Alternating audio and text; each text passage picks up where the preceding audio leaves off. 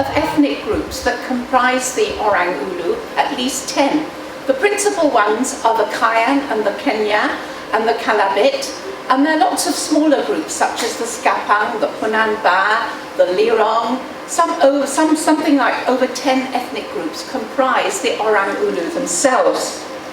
And there is a lot of intermarriage and hybridity between the different Orang Ulu groups. And my work is going to be based rather on my most recent time with the Sarawak Museum, which has been a wonderful privilege, because I've enjoyed visiting and looking at Sarawak collections in Europe and closer to home. And I'm going to be taking a historical approach, looking at the making of the warrior. Oh, sorry, I'm just learning how to use this one. So, to begin with, the dress of the Orang Ulu warrior has changed little since the 19th century photographs from the headhunting days. It consists of a loincloth, a seat mat, a war coat and cap, and protective bands worn on the arms and legs. Not to mention beads, which could be ancient glass beads, or they could be animal teeth. What is less known about the costume is that it was used as an insignia for a warrior's accomplishment in secret warrior initiation ceremonies. And this presentation presents warriors' costumes from overseas museums and demonstrates beliefs around its protective qualities were rooted in secret male initiation rites. So an outline, I'm going to talk about in the background why we needed warriors, about boys becoming warriors, how women's role in the making of warriors, and how warriors became powerful, about charms and weapons, about the hornbill, and about this mamat, these secret initiation ceremonies. And I'm going to talk about how mamat is important for dress, and I'm going to talk about a little bit about warriors today. So in 19th century Borneo, there was a need for warriors because there was warfare everywhere.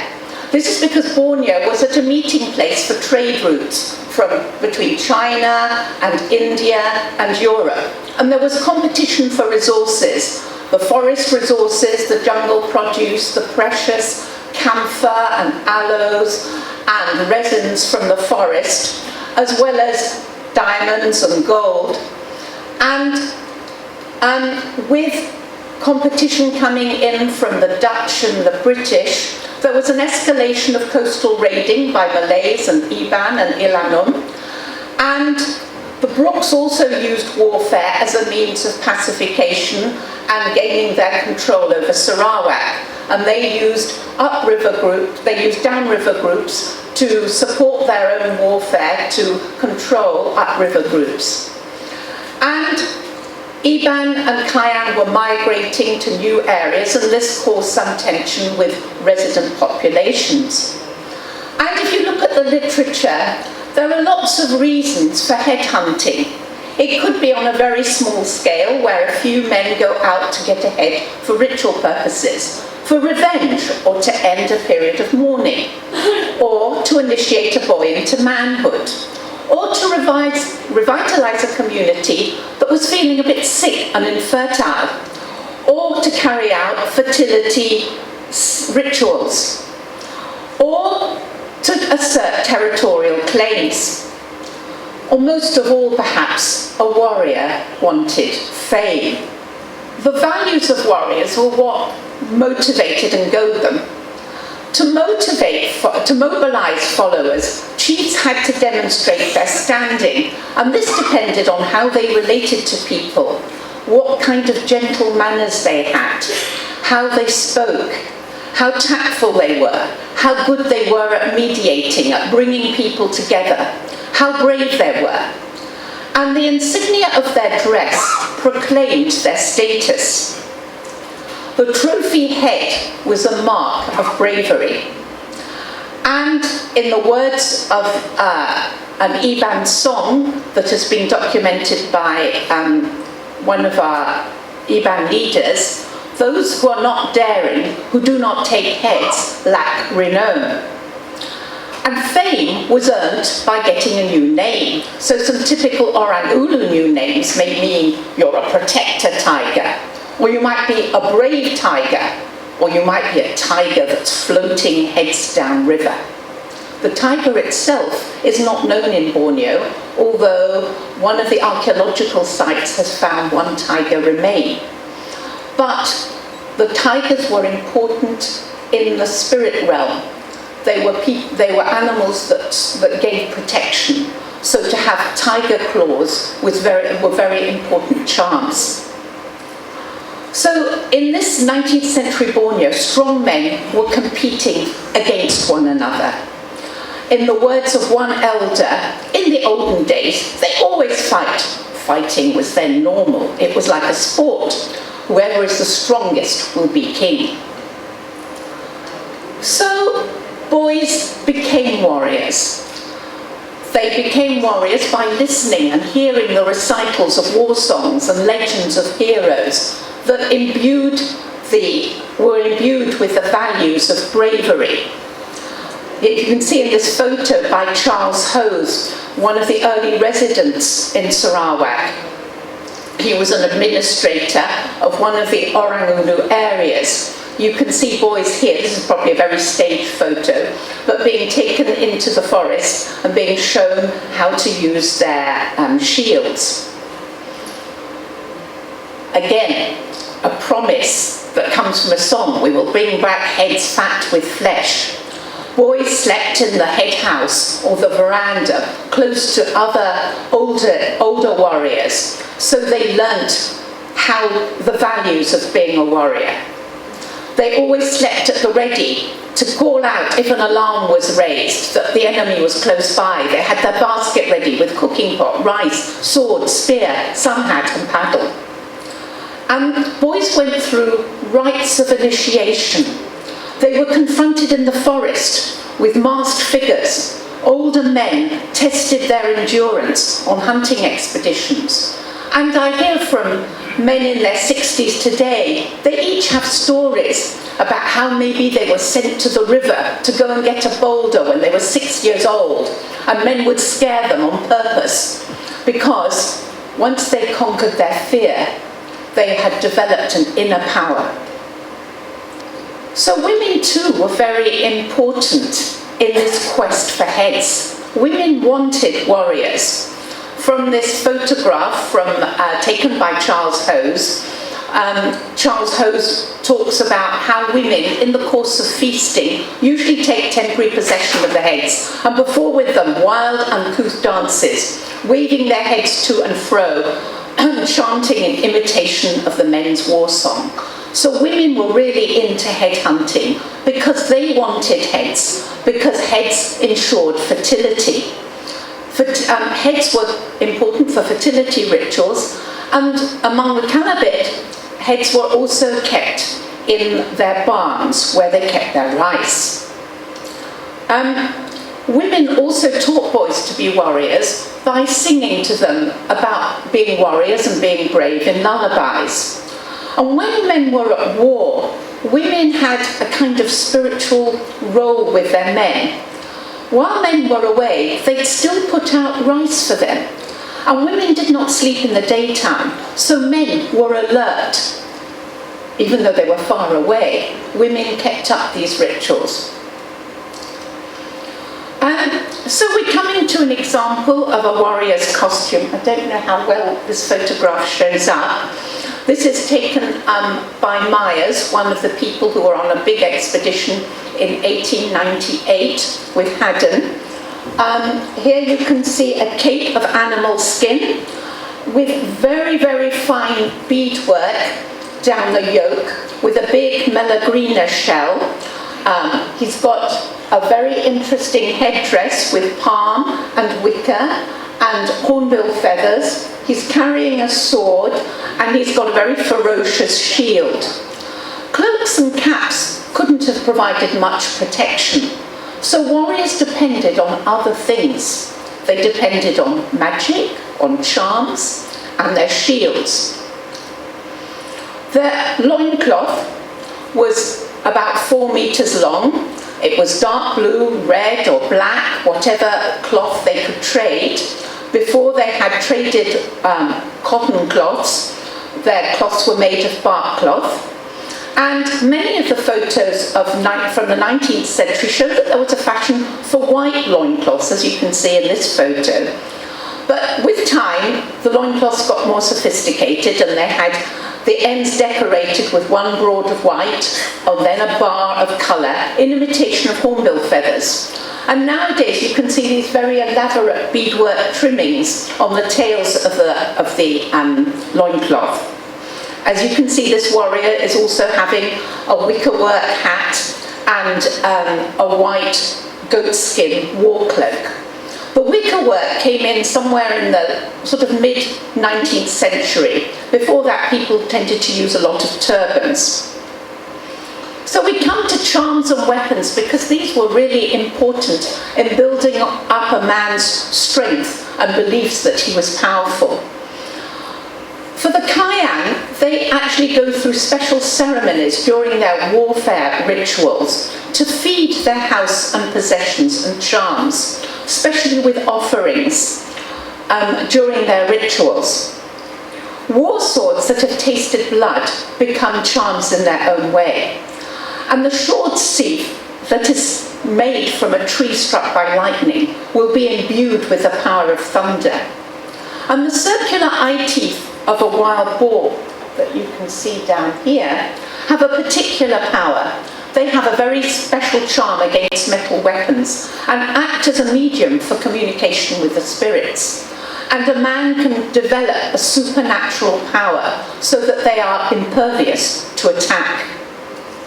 So the hornbill is a very powerful animal. Hornbill feathers, when worn as a headdress, mark prowess in the battlefield.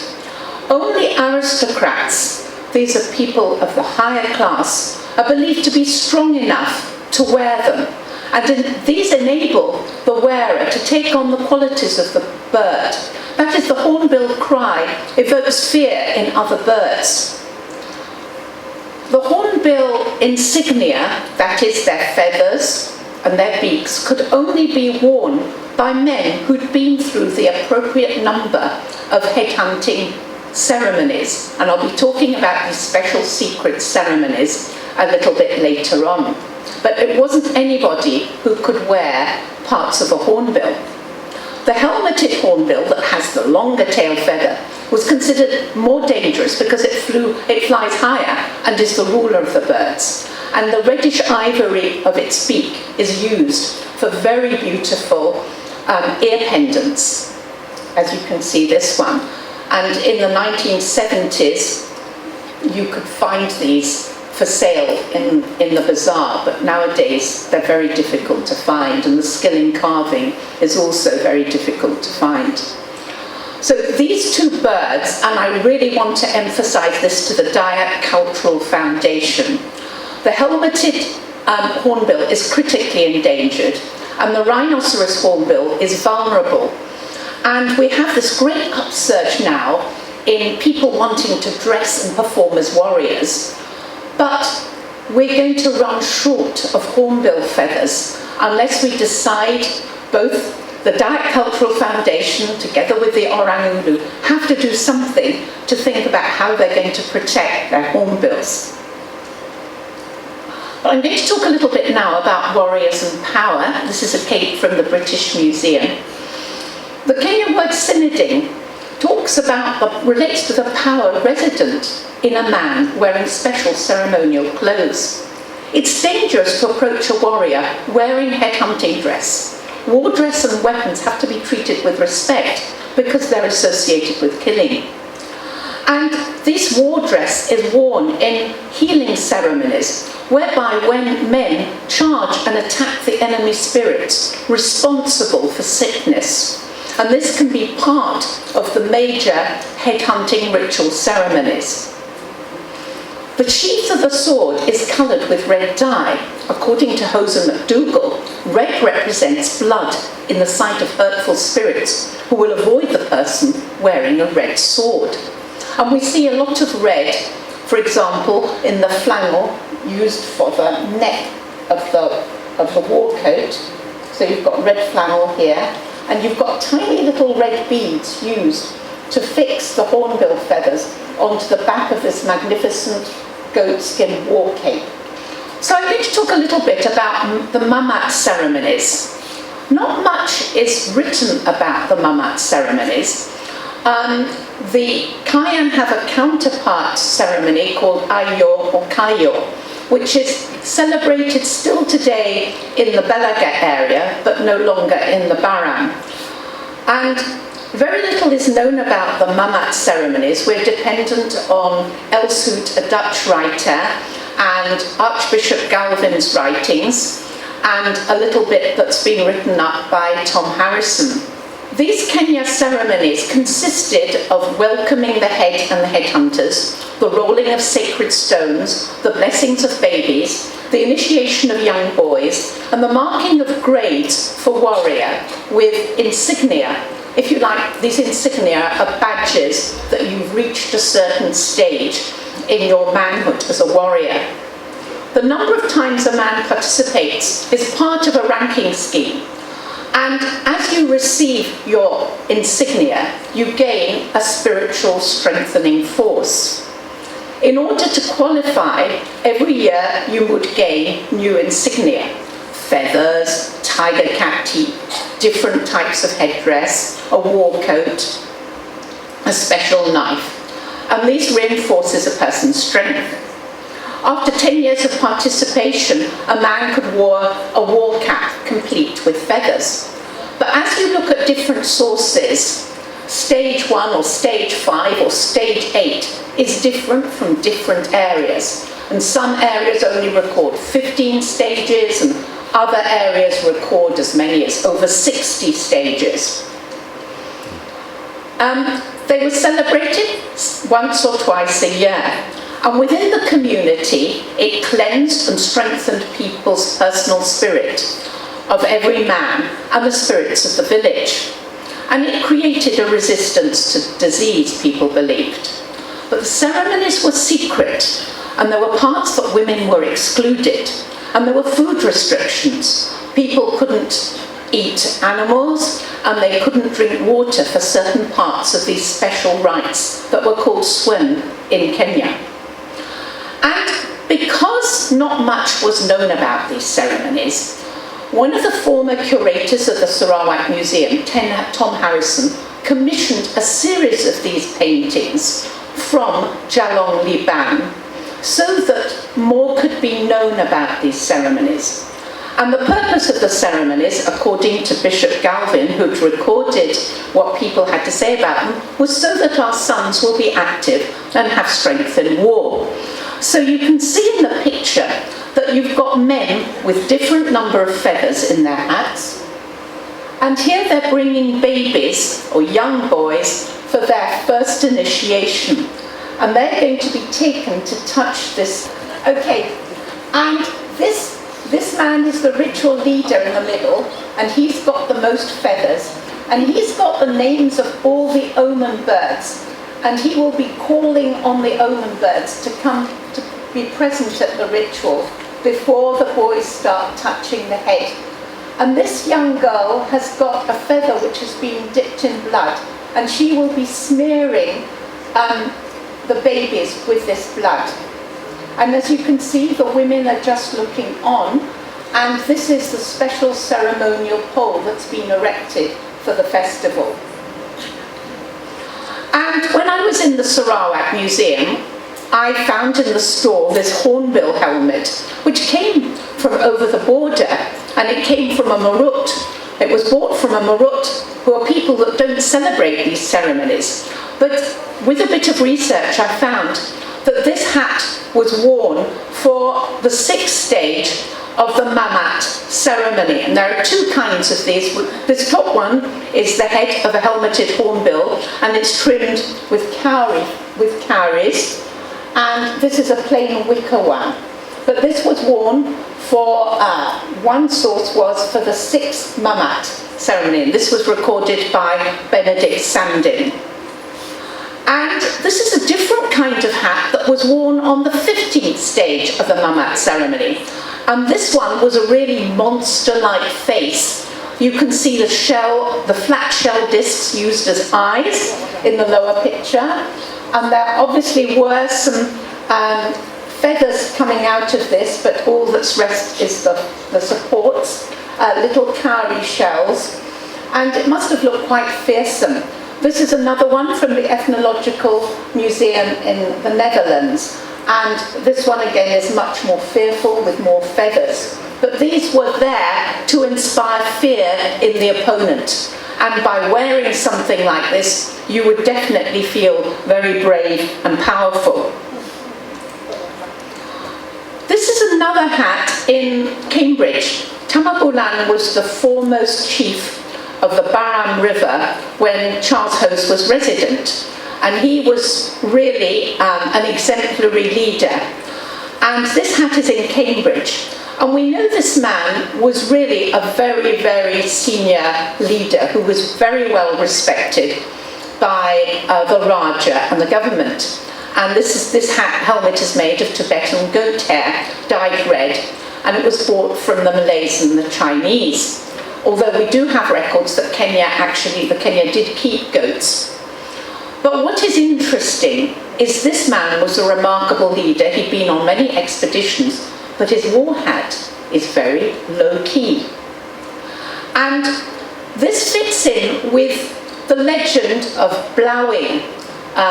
Blauwing is a popular Kayan leader. Blauwing does not have very elaborate war dress. He's very understated, because a true leader doesn't need to show off. This is a higher stage of the ceremonies, and this man here is a great leader. He's only got 15 feathers, but that doesn't matter, that's enough.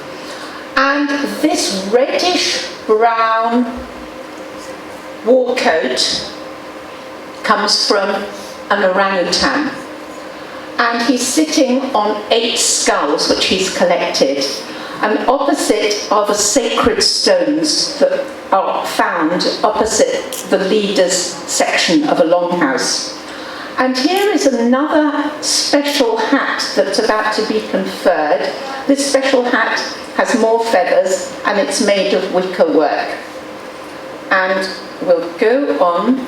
We're hoping that these pictures are going to be displayed in the new museum, because they're a very important record. So here we can see an orangutan coat. This was taken from one of the last places to hold these ceremonies, at Longmoor, and it was shot. The orangutan was shot and captured in the Baran in the 1950s. And the lower picture is this structure that supports this very special helmet that usually has more feathers in it. So also tiger or clouded leopard teeth would have been worn in the man's ears.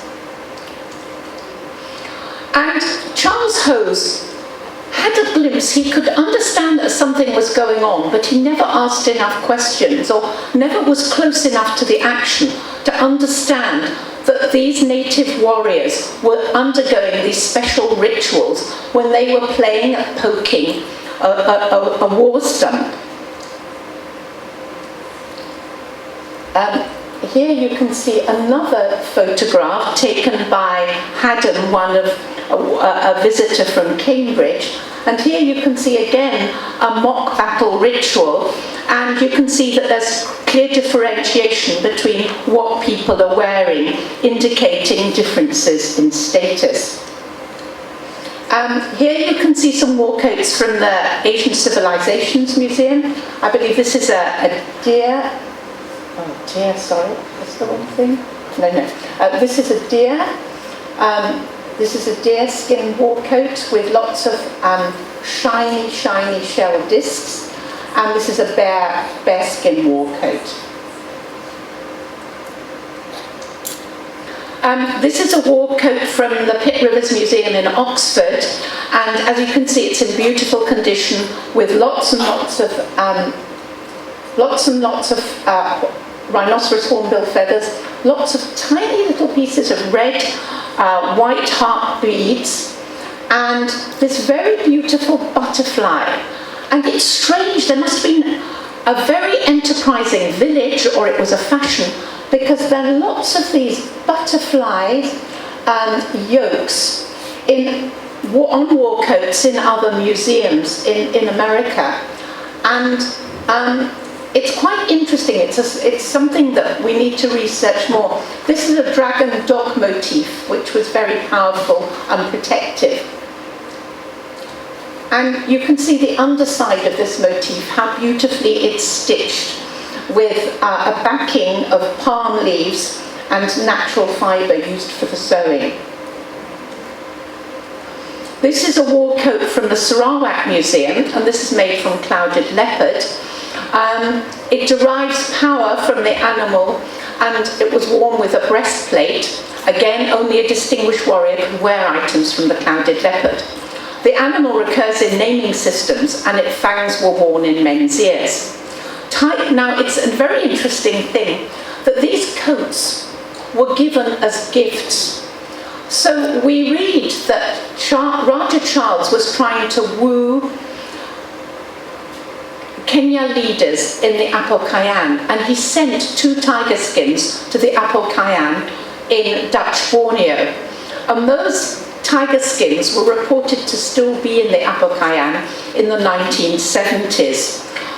But it's still something to say about how these war coats were gifts, and we find them in museums. The clouded leopard is a very vulnerable animal again, and it's hunted for its fangs and its skin. This is a very beautiful collection that was given by Raja Charles Brooke to the King of Italy, and it's in the Pigorini Museum in Rome. You can see there's a very beautiful war coat with the shell discs for eyes, a beautiful knife, and a war coat. And this is a seat mat with very interesting geometrical designs. The geometrical designs are influenced from a group called the Basap, who were influenced by the court at Kutai. And you can see this very typical wicker checkered weave used for the seat mat. More details. The shell was there to dazzle the enemy, and there was also an analysis suggesting that it acts as a function, as a mirror for the spirit of the deceased warrior, to take him over to the land of the dead. And on the other side you can see it's beautifully made, reinforced with likwala and stitched together with natural fibre, and beautifully trimmed with red flannel. This is a ceremonial sword. It's embossed with rings of brass, and you can see the secondary knife that was used for all kinds of butchery tasks, particularly in relation to headhunting. This was a lovely quotation that Akayan told me about. The spirit of the war knife, the malat, is an object associated with its spirit. The malat gets hungry for blood, and that's why the owner has to go headhunting to feed the knife. But people did not take highly decorated war knives to battle. They had much simpler knives. This would have been for ceremonial purposes when people came back from warfare, because all this beautiful hair on there, possibly human hair on the handle, and the hornbill, this hornbill ivory toggle here, all these would have been impeding the warrior. So they wouldn't have taken this to war. They wore protective objects, and these were very fashionable, but it was considered a bit too showy to wear 2 of these beautiful shell bangles. But they were great status objects, and they could be used to pay fines and to pay taxes as well. And they are stocked up with resin and tiny little cowrie shells. And this is another beautiful leglet, shall we say, with beautiful fringes, also from the Pigorini Museum in Italy. These are 2 others. This one is these are from the Sarawak Museum. There is a diagonal pattern with an asso, a dog dragon motif, and lizard motifs, which were very protective. And these armlets were thought to cool the skin and not let it keep too hot and vulnerable to illness, and protected the body from animal bites and injury in warfare. Now we come to a very beautiful shield. Reliance was placed on the shield. As you can see, the costume is very light. If you used your shield properly, you could gain proper protection. This shield belonged to a very significant Kenya chief called Sabah Iran. He gave this as part of a peacemaking ceremony to the Raja. It was a sign of submission and acceptance of the Raja. However, the Raja took it back to England, and when the Raja died, it got given to the Vatican Ethnological Museum. As you can see, there's a large face with huge eyes drawn as circles. And a double row of teeth and fang-like tusks. And this style of face is called an udok. It's meant to repel the enemies. And it's decorated with hair taken from the enemies, inserted into the surface of the shield in rows held in with resin. And the rows of hair frame the main face figure. And the shield is reinforced by 2 bands of rattan, which prevent the shield from splitting. The reverse of the shield is painted with aso, dog dragon motifs at the apex and the base. And these 2 figures are protective spirits that are supposed to be friendly and guard the warrior as he sees it. So I'm just asking in these last 2 slides, why do warriors persist? We saw during the Japanese occupation how Dayak and Orang Ulu warriors formed alliances in 1945 with Australian fied soldiers to fight the Japanese who'd been occupying Borneo. Dita Bala said, this is a Kalabit from Long Lelang, the white soldiers came, they were good and brave, but we were also brave. In the Indonesian confrontation in the 1960s, many Dayaks fought alongside Allied forces to defend the border. The values of bravery and endurance still continue. Today, Sarawak warriors distinguish themselves in the Malaysian army. Here we've got a picture of Sub-Inspector Ngalinu Bala, who's got the highest bravery award in Malaysia, Sri Pahlawan Gagah Perkasa. But there's also, as we see, a great ethnic pride in donning costume for dance performances in longhouses and for tourists at the Sarawak Cultural Village. The costume is still used and adapted for dress for weddings. It's important to remember, though, that the insignia was earned in the past and that the warrior had to merit the dress he was wearing. We have warriors today. Are they vulnerable and critically endangered? Or is it our bird life that is vulnerable or critically endangered? I leave that with a thought for you all, ladies and gentlemen. Thank you.